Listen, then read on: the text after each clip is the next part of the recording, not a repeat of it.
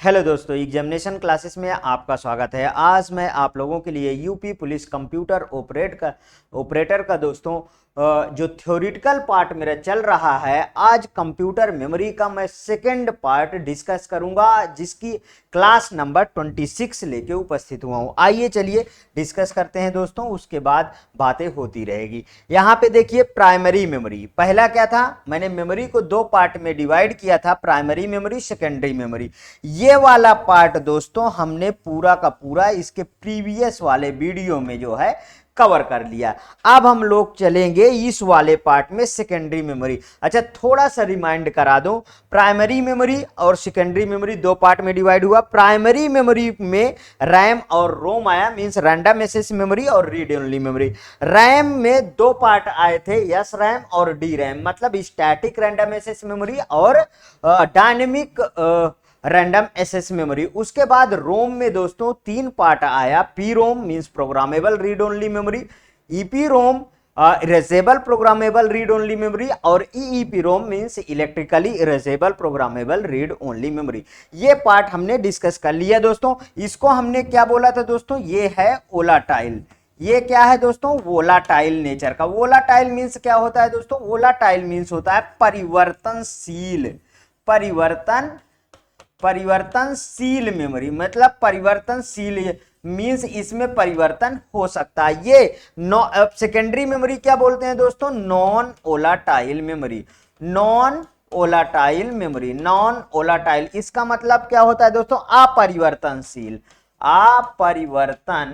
अपरिवर्तनशील memory. ठीक है दोस्तों, ये इतनी बातें आप यदि समझ गए हैं तो अब सेकेंडरी मेमोरी के तीन part, magnetic storage, optical storage और फ्लैश मेमोरी। मैग्नेटिक स्टोरेज में क्या दोस्तों, जैसे HDD means hard disk, floppy disk, magnetic tape, ये सब आएंगे। एसएसडी भी इसी में आएगी, मींस सॉलिड स्टेट ड्राइव। ठीक है दोस्तों, अब इसमें देखिए ऑप्टिकल स्टोरेज में सीडी डीवीडी मैंने लिख रखा है, मींस कि कॉम्पैक्ट डिस्क और डिजिटल वर्सेटाइल डिस्क है। फ्लैश स्टोरेज में पेन ड्राइव और मेमोरी कार्ड, ये सब आएंगे। अब आगे चलते हैं दोस्तों, इनको डिटेल में इस वाले पार्ट को अब हम डिटेल में समझेंगे, इतना पार्ट को। ठीक है, आगे चलिए, आइए इसको हम डिस्कस करते हैं वन बाय वन।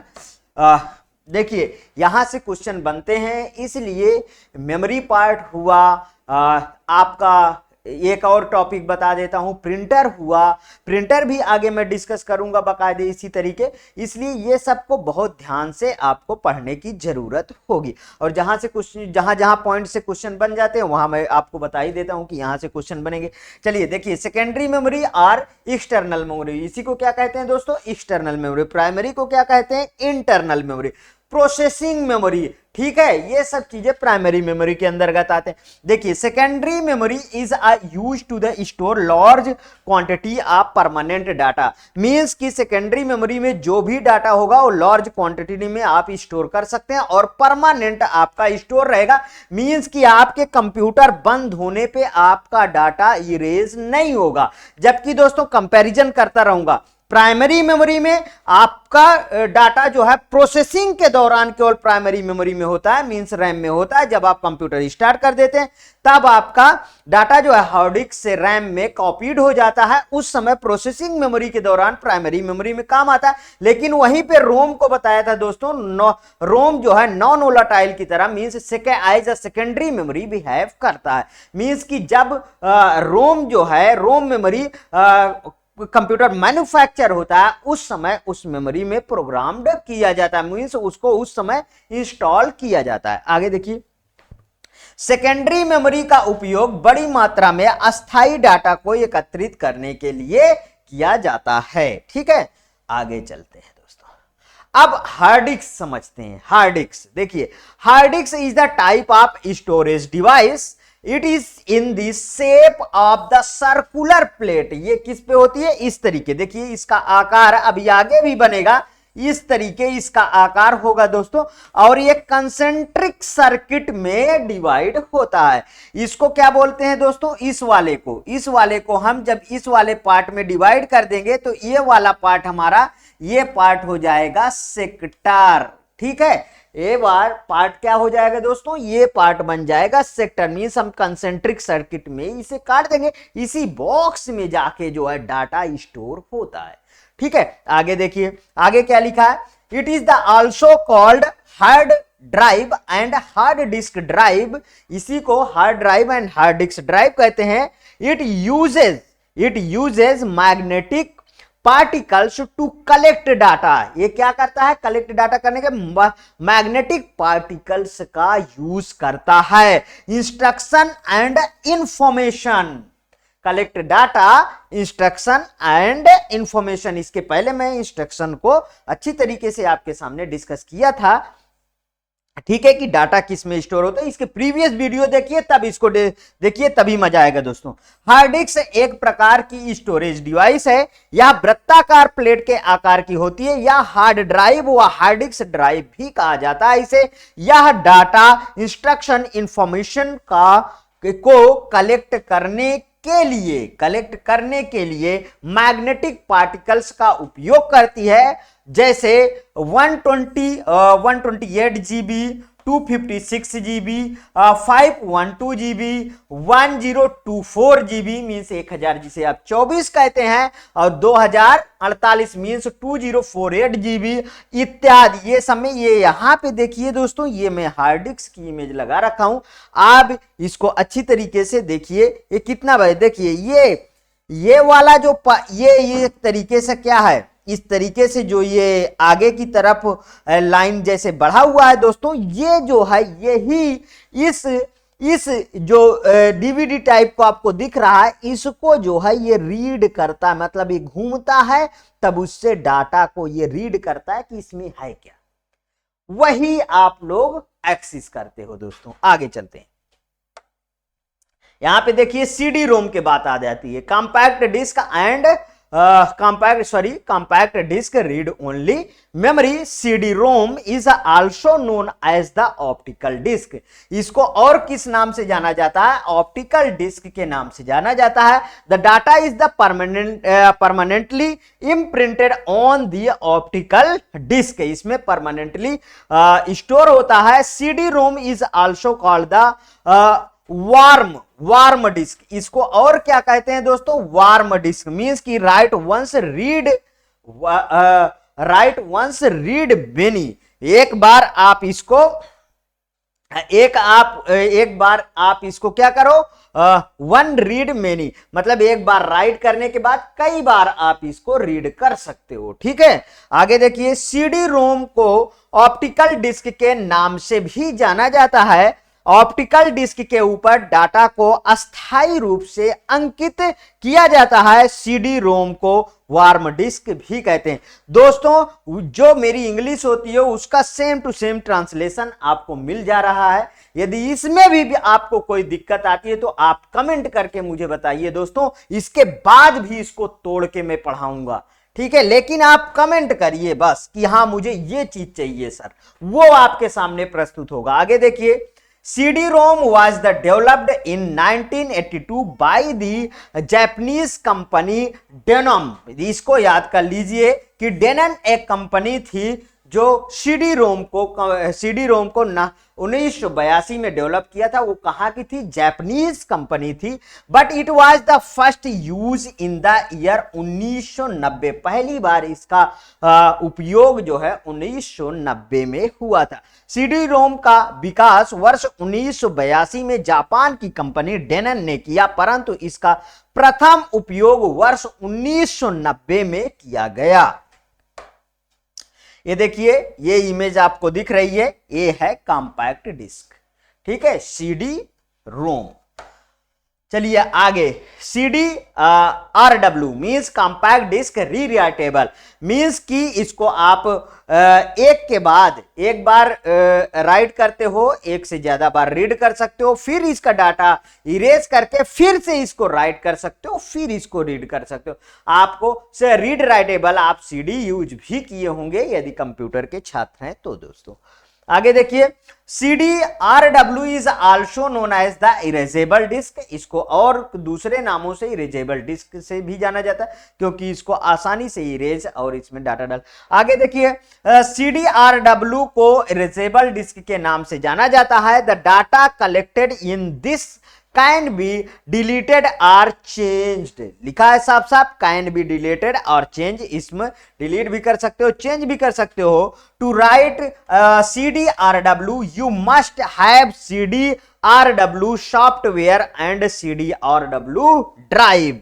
ठीक है दोस्तों, आगे देखिए, इसमें स्टोर डाटा को मिटाया या परिवर्तित किया जा सकता है। CDRW पर लिखने के लिए आपके पास CDRW सॉफ्टवेयर और CDRW ड्राइव अवश्य होनी चाहिए। वो तो ऑब्वियसली बात है कि ये होना ही चाहिए, तभी आप इसमें फिर से डाटा को कर सकते हैं, लिख सकते हैं। पेन ड्राइव देखिए, पेन ड्राइव क्या है? It is also known as flash memory. आप, ये क्वेश्चन यहां पे आया हुआ है, फ्लैश मेमोरी किसे और जाना जाता है, तो वहां पे आप पेन ड्राइव ऑप्शन था। ठीक है, ये क्वेश्चन आया हुआ। It can be connected to the USB port of the computer, means external device USB port से आप इसको कनेक्ट कर सकते हैं। इसे फ्लैश के नाम से जाना जाता है। इसे कंप्यूटर के USB पोर्ट से जोड़ा जा सकता है। Through pen drive, the user can easily transfer documents, music, video, and notes from one computer to another. It is an example of the EEPROM. ये किसका एग्जाम्पल है दोस्तों? EEPROM मीन्स की electrically erasable programmable read only का ये क्या है? Example है पेन ड्राइव। बहुत अच्छी तरीके से आपको समझ में आ गया, बिल्कुल सिंपल तरीके से समझाया गया है, कोई इसमें बहुत हार्डली एंड फास्टली नहीं। देखिए, पेन ड्राइव के द्वारा उपयोगकर्ता दस्तावेज, संगीत, वीडियो एवं नोट्स को एक कंप्यूटर से दूसरे कंप्यूटर पे आसानी से ट्रांसफर कर सकता है। पेन ड्राइव EEPROM का एक उदाहरण है। ये दोस्तों पेन ड्राइव की इमेज लगी है, आप मार्केट में भी देखे होंगे, आप यूज भी कर रहे होंगे। आगे चलिए, अब आ जाते हैं मैग्नेटिक टेप। दोस्तों मैग्नेटिक टेप में कुछ कमियां थी, पहले आप देखे होंगे। जब आप यदि आज से लगभग 20 साल पहले की मैं बात करूं दोस्तों, 20-25 साल पहले से, तो VCR एक ऐसा आता था जिसका नाम होता था VCR। VCR में गोल कैसेट इतनी बड़ी सी लगती थी। अगर आपको नदिया के पार का गाना मान लीजिए देखना है और उस कैसेट में कहीं बीच में नदिया का पार का गाना है दोस्तों, तो उसको बहुत दूर तक आपको दौड़ाना पड़ेगा और उसके बाद कहीं आएगा नदिया का पार का गाना। ये उसमें कमियां थी। वही कमी जो है, वही कमी दूर की गई थी हार्ड डिस्क में, HDD में। और रिमोट आ गया, कहीं से भी कोई गाना देखो, कोई दिक्कत नहीं है दोस्तों। तो ये सब चीजें ये सब से जुड़ी हैं, लेकिन पुरानी चीजों से ही नया मॉडर्न चीज इन्वेंशन होता है, ये मत भूलिएगा। इसलिए पुराने चीजों को भूलना नहीं चाहिए, पुराने से ही नया बनता है। उसमें जो कमी होती है उसको दूर किया जाता है। It consist of a long non jointed strip of plastic half an inch wide on which, देखिए मतलब हाफ इंच की प्लास्टिक की लंबी सी क्या होती थी, एक क्या होती थी, नॉन ज्वाइंट, मतलब उसमें कहीं भी ज्वाइंट नहीं होता। आज भी देखिए जो पोस्टर वगैरह बैनर छपते हैं उसमें रील दौड़ा दी जाती है ऐसे टेढ़ी मेढ़ी, वही तो होता है दोस्तों, नॉन मतलब ज्वाइंट होता है वो। आगे देखिए, on which a layer of the ferromagnetic material is coded. इसमें किससे कोडेड किया जाता है? फेरो मैग्नेटिक मटेरियल की कोडेड होती है, उसी को दोस्तों वो हेड जो है वो उसको पढ़ता है। We call this strip a tape. इसे क्या कहते हैं? टेप कहते हैं।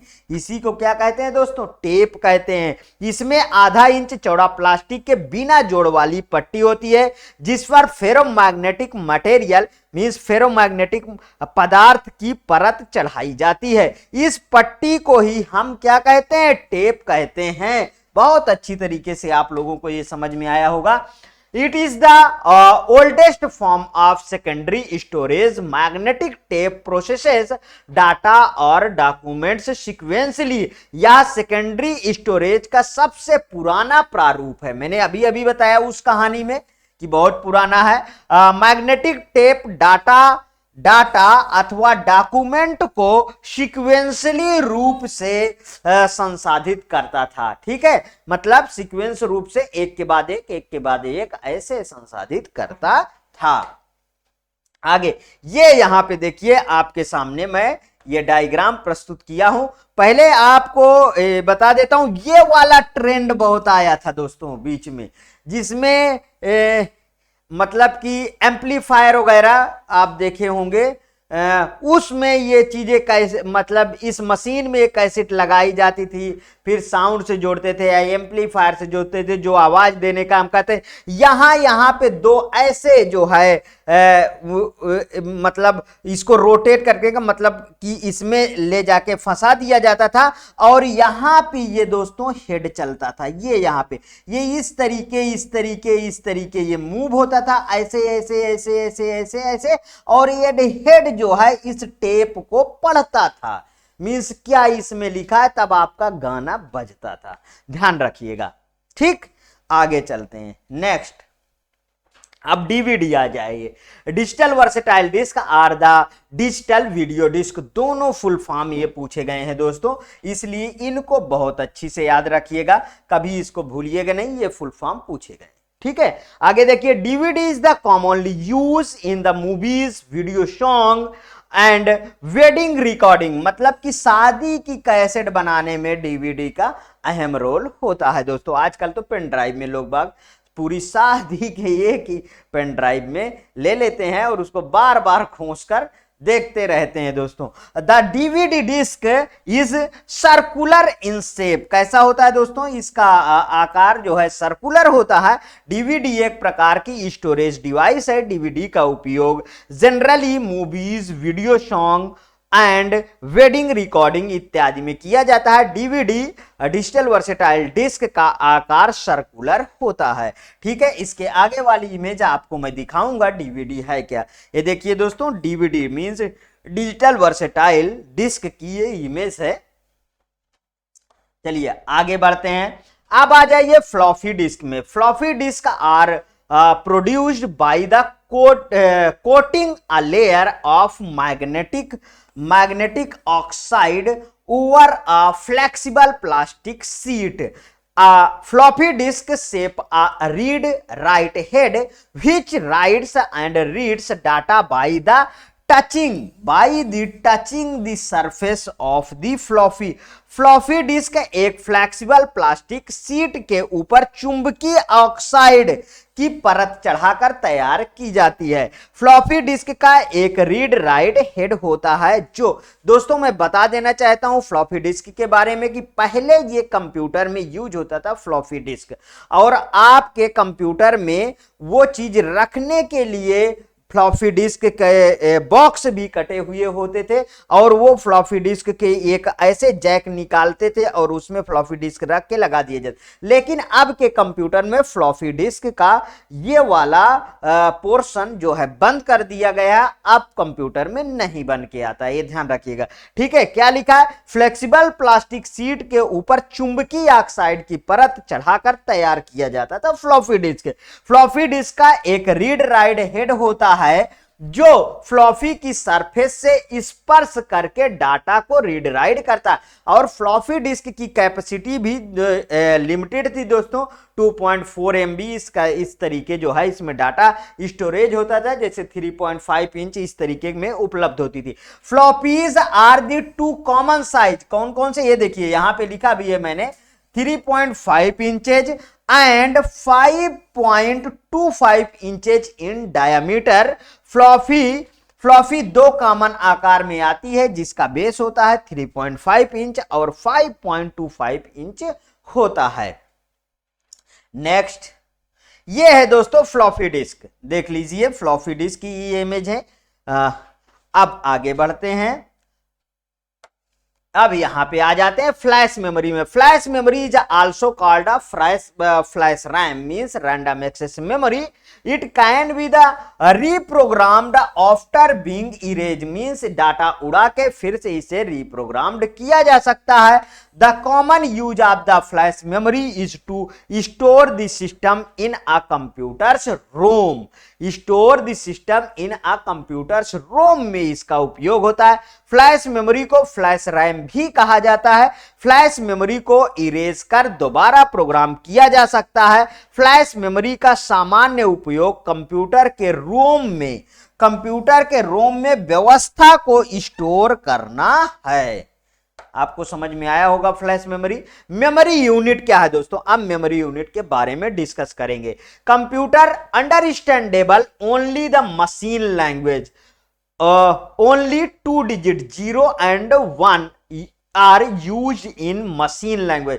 दोस्तों मैं बात करूं machine language, low level language, binary level language, ये सभी के सभी क्या हैं, ये वही डिजिट हैं जो 0-1 से फॉर्म होती हैं। मींस कंप्यूटर केवल मशीन लैंग्वेज ही समझता है। मशीन लैंग्वेज कंप्यूटर की मूलभूत लैंग्वेज होती है। आज भी दोस्तों कोई ये ना कहे कि कंप्यूटर हाई लेवल में प्रोसेसिंग करता, दोस्तों कंप्यूटर लो लेवल में ही प्रोसेसिंग करेगा और करता था। हाई लेवल लैंग्वेज में तो आप सिर्फ इनपुट प्रोवाइड करते हो। ध्यान रखिएगा, इसके प्रीवियस वीडियो में मैं high level language, low level language अच्छे से डिस्कस किया हूं, आप उनको भी वॉच करिए।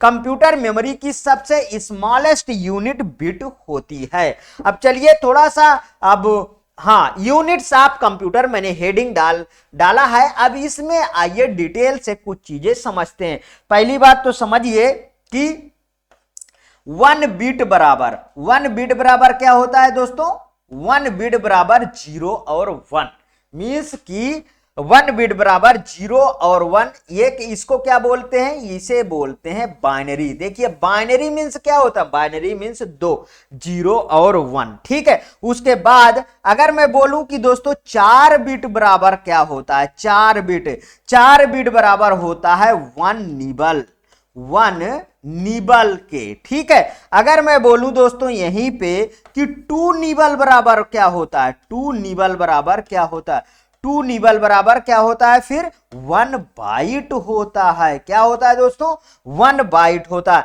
वहीं पे बोलूं कि 8 बाइट्स बराबर क्या होता है दोस्तों, सॉरी 8 बिट्स बराबर, 8 बिट्स बराबर क्या होता है, 8 बिट्स बराबर 1 बाइट।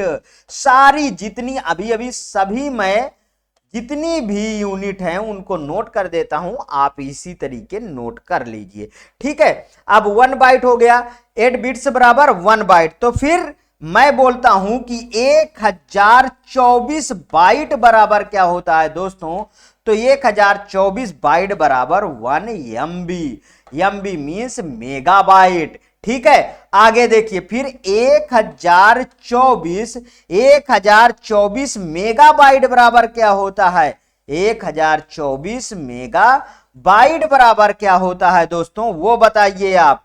1 KB, फिर मैं बोलता हूं 1024 KB बराबर क्या होता है, जिसे आप किलोबाइट कहते हैं उसको, तो फिर 1 GB के होता है, ठीक है। मतलब कि गीगाबाइट। अब 1024 जीबी बराबर क्या होता है दोस्तों? जीबी बराबर क्या होता है बताइए? 1 टीबी मतलब कि टेराबाइट। अब 1024 टीबी बराबर क्या होता है बताइए? 1 टेराबाइट बराबर क्या होता है? 1 पीबी के, मतलब कि पेंटाबाइट, पीबी पेंटाबाइट। फिर 1024 पीबी बराबर क्या होता है बताइए? इग्जाबाइट, मतलब कि ईबी। इग्जाबाइट को क्या बोलेंगे? ईबी। ठीक है, तो 1024 ईबी बराबर क्या होता है दोस्तों? ईबी बराबर बोलो। ईबी बराबर होता है 1 जेडबी, मतलब जेडबी क्या होता है? जीटाबाइट, जेड बीट। सही है। 1024 जेडबी बराबर बताइए दोस्तों? जेडबी बराबर 1 वाईबी। वाईबी बराबर क्या होता है? सॉरी, वाईबी का फुल फॉर्म है योटाबाइट। फिर 1024 वाईबी बराबर क्या होता है दोस्तों? 1 बीबी। 1 बीबी मतलब क्या होता है? ब्रोनटोबाइट। 1024 बीबी बराबर बताइए क्या होता है? 1 जियोप। 1 जियोप, 1 जियोब। ठीक है, इसे क्या बोलते हैं दोस्तों? जियोप बाइट। ठीक है, मैं इतनी यूनिट लिख दिया हूं, या और भी यूनिट है, लेकिन इससे ज्यादा आपके कंप्यूटर ऑपरेटर में दोस्तों यूनिट में क्वेश्चन नहीं पूछा जाएगा। हाँ, इनको अच्छे से स्क्रीनशॉट ले लीजिए और जो है तैयार करिए इनको। दोस्तों अब बात करता हूं कि यदि ये वीडियो आपको पसंद आ रहा है तो प्लीज और प्लीज मेरे एग्जामिनेशन चैनल को आप सब्सक्राइब करिए, मेरा वीडियो लाइक करिए, ज्यादा से ज्यादा दोस्तों में शेयर करिए। हाँ, अपनी प्रतिक्रिया हर एक वीडियो में दीजिए, हर एक वीडियो में कमेंट से बताइए कैसा आपको रिस्पॉन्स लगा, जिससे दोस्तों मेरा मनोबल बना रहेगा और मैं ये देखूंगा कि मेरे वीडियो को कितने मेरे स्टूडेंट वॉच कर रहे हैं, उसी आधार पे मैं आगे पढ़ाता रहूंगा। ओके दोस्तों, थैंक यू दोस्तों।